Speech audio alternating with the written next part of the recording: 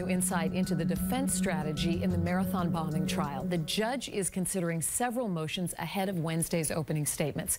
Jim Armstrong live at the federal courthouse tonight in South Boston with the story. Jim? Lisa, this morning we learned that the defense is essentially going to paint Johar Tsarnaev as a victim himself in this case, essentially under the control of his manipulative older brother Tamerlan, who the defense will argue forced Johar to do things he wouldn't have done otherwise. The surveillance video shows Tamerlan Tsarnaev in the lead, and that's exactly the image his younger brother's defense team now wants to leave with the jury.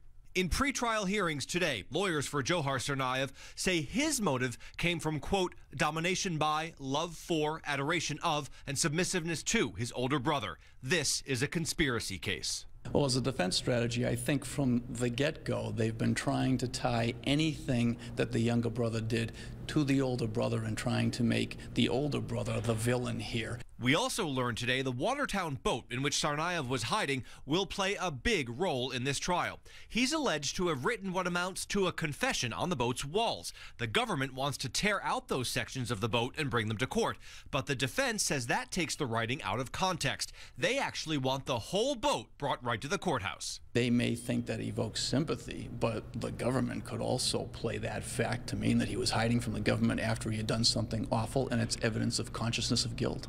There's also a debate about graphic autopsy photos of the 3 bombing victims. The defense wants them out. The government says they're crucial. Obviously, these are very sensitive photographs for the families. There's no question that that is a tough decision. Judge has to make it. But the prosecution's argument is this is what happened. And I think that, that ultimately the evidence has to be presented. The judge took all of today's motions under advisement, which just means he'll rule on them at a later date. Meantime, everything else is progressing as planned. Tomorrow, the group of 70 qualified jurors will come here to federal court. They'll be narrowed down to a pool of 18. Opening statements are still set for first thing Wednesday morning. Live in Boston, Jim Armstrong, WBZ News. Lisa? A lot to happen between now and then. Jim, thank you.